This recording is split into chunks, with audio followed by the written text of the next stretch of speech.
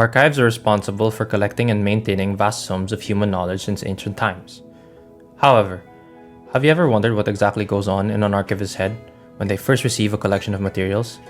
How to treat it in such a way that the context of its creation and acquisition are treated with respect, while at the same time preserving its value for the archive?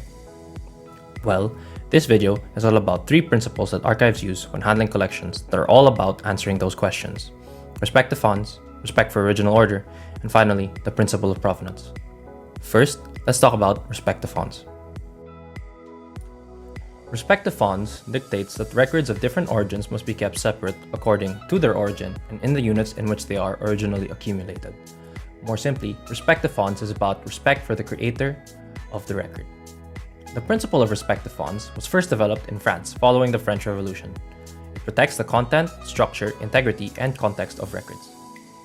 One question that you're probably asking yourself is, what exactly is meant by fonts? Basically, a font represents a conceptual container that contains the material of a particular creator.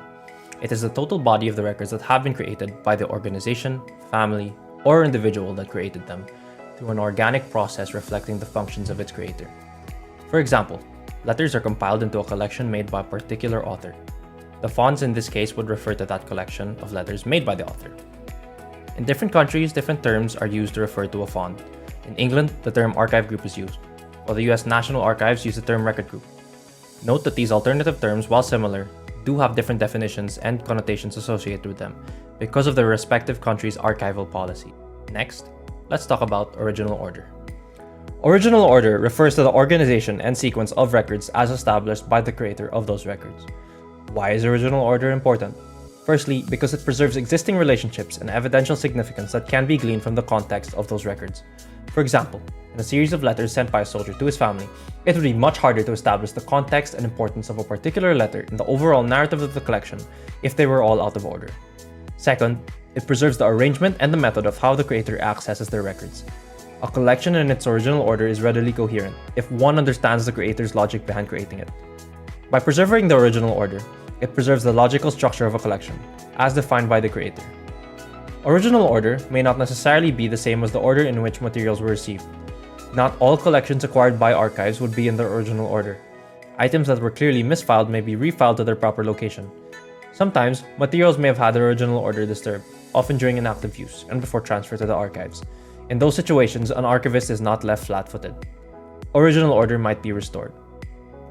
The reconstruction of original order involves the identification of the function and activities of the collection's creator.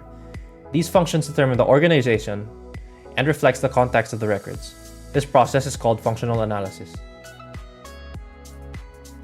Provenance, then, is a fundamental principle of archives. It refers to the individual, family, or organization which created or received the item in a collection. The principle is based on the idea that archive material significance are heavily dependent on the context of their creation. Thus, their arrangement and description should be representative of their original purpose and function. The principle of provenance has 2 components. Records of the same provenance should not be mixed with those of a different provenance, and the original order of the record must be maintained. In this, we can see how respect to fonts and the original order combine to make up the principle of provenance. Provenance is not solely focused on a collection of records' relationship with its creator. Rather, it also takes into account the context of that collection's creation, as well as the function and purpose that is set by the creator. For example, somebody donates a collection of letters to and from Juan de la Cruz, and a collection of letters to and from Maria Mercedes. The 2 collections involve different individuals, so they will be stored in separate fonts, following the principle of respect to fonts. The collections of letters from Juan de la Cruz will be stored in the font of Juan de la Cruz, and the collection of letters from Maria Mercedes will be stored in the font of Maria Mercedes. Each collection will be stored in its original order in each font, with the sequence of records following the order established by the creator of those records, likely the dates the letters were written. In this, we can see how the principles of respect to fonts and original order are applied to maintain the principle of provenance. Remembering these principles of provenance, original order, and respect to fonts is important in the use of records and reconstructing and remembering different events and highlighting specific narratives. In adhering and respecting those 3 principles, archives become useful tools in reconstructing the past, especially when the history those collections remember are from tenuous periods in history. Provenance preserves the context, content, and structure of records, and thus essential in safeguarding trustworthiness. With that, this ends our special feature on respective fonts, original order, and provenance. We hope that you have learned a bit more about archives. Thank you for watching.